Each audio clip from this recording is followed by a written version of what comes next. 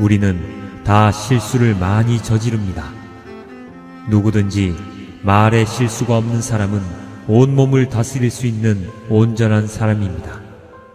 말을 부리려면 그 입에 재갈을 물입니다. 그리하여 우리는 말에 온몸을 끌고 다닙니다. 보십시오. 배도 그렇습니다. 배가 아무리 커도 또 거센 바람에 밀려도 매우 작은 키로 조종하여 사공이 가고자 하는 곳으로 끌고 갑니다. 이와 같이 혀도 몸의 작은 지체이지만 엄청난 일을 할 수 있다고 자랑을 합니다. 보십시오. 아주 작은 불이 굉장히 큰 숲을 태웁니다.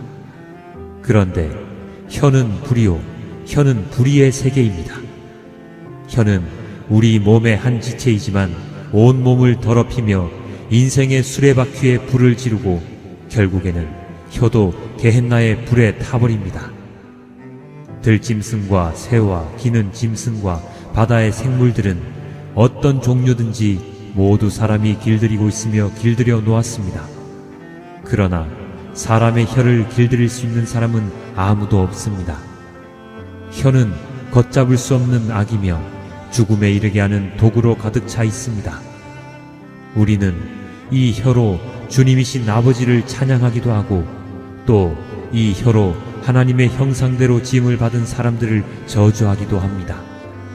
또 같은 입에서 찬양도 나오고 저주도 나옵니다. 나의 형제 자매 여러분, 이렇게 해서는 안 됩니다. 안녕하세요. 속회공과 32가의 말씀 우리 함께 살펴보도록 하겠습니다. 자, 먼저 전체적인 흐름을 보면요. 오늘 본문 앞에 야고보서 2장 마지막 부분에 보면 행함이 없는 믿음은 죽은 믿음이라는 것을 설명했습니다. 자, 그러면 우리가 어떤 것을 행해야 될까요? 오늘 본문인 야고보서 3장부터는 우리가 행해야 되는데 어떤 것을 행해야 되는지를 이제 설명하고 있는 거예요. 자, 2장에 이어서 오늘 본문에 보니까요. 우리가 가장 첫 번째로 행해야 될 것이 무엇인지를 설명하고 있습니다. 우리가 가장 첫 번째로 행해야 되는 것이 무엇이에요? 바로 오늘 본문에서 다루고 있는 말입니다. 왜 우리가 말을 조심해야 될까요? 3절, 말을 부리려면 그 입에 재갈을 물립니다. 그리하여 우리는 말에 온몸을 끌고 다닙니다. 여기서 말하는 말은 우리가 말하는 말이 아니라 동물 말을 말하는 거예요. 여러분, 큰 말을 부리려면 어떻게 하죠? 그 입에 재갈을 물립니다. 입에 재갈을 물리면 큰 말을 마음대로 끌고 다닐 수 있습니다. 또 4절에 보니까요. 보십시오. 배도 그렇습니다. 배가 아무리 커도 또 거센 바람에 밀려도 매우 작은 키로 조종하여 사공이 가고자 하는 곳으로 끌고 갑니다. 배가 아무리 커도 또 풍랑이 불어도 작은 키 하나만 잘 다스리면 큰 배를 움직일 수 있다는 말씀이죠. 여러분 잘 보세요. 아무리 큰 말도 입에 재갈을 물림으로 끌고 다닐 수 있고 또 큰 배도 작은 키로 움직일 수 있듯이 우리의 작은 입을 어떻게 다스리냐에 따라 우리 인생을 좋은 길로 가게 할 수도 있고 잘못된 길로 가게 할 수도 있다는 것입니다. 자, 그럼 우리가 어떻게 말해야 될까요? 자, 오늘 보면 2절 말씀 보도록 하겠습니다. 2절. 우리는 다 실수를 많이 저지릅니다. 누구든지 말에 실수가 없는 사람은 온몸을 다스릴 수 있는 온전한 사람입니다. 우리가 어떻게 말해야 된다고 지금 말하고 있어요? 말에 실수를 하면 안 된다는 거예요. 다른 말로 하면 말을 절제해야 된다는 것입니다. 여러분, 우리가 하고 싶은 말을 다 해서는 안 됩니다. 내가 말하기 전 내가 한 말로 인하여 다른 사람이 상처를 받지 않을까를 생각하고 신중하게 절제하면서 말을 해야 한다는 거예요. 자, 왜 절제해야 되는 거죠? 자, 8절에 이유가 나옵니다. 혀는 걷잡을 수 없는 악이며 죽음에 이르게 하는 독으로 가득 차 있습니다. 말로 사람을 죽음에 이르게 할 수 있기 때문에 그렇다는 거예요. 그래서 말을 조심해야 된다는 거예요. 제가 아주 오래전 파트 전도사로 사역할 때, 그러니까 굉장히 오래전 이야기입니다. 제가 파트 전도사로 사역했던 교회는 수요 저녁 예배가 끝나면 이 사역자들이 식당으로 빨리 뛰어가서 성도님들이 수요 예배 후에 드실 빵과 음료를 세팅해 놔야 했던 교회였습니다. 하루는 수요 예배가 끝나자마자 식당으로 뛰어가서 빵과 커피를 세팅하고 있는데 제가 자판기 커피를 누른 사이에 교회 안에 자판기 커피가 있었거든요. 그거를 이제 다 뽑아서 세팅을 해놔야 되는 거예요. 제가 자판기 커피를 누른 사이에 또 다른 어떤 권사님이 오셔서 또 자판기 커피 버튼을 눌러버리신 것입니다. 그래서 커피 위에 또 커피 컵이 하나 떨어져서 커피가 자판기 안에서 넘치게 되었습니다.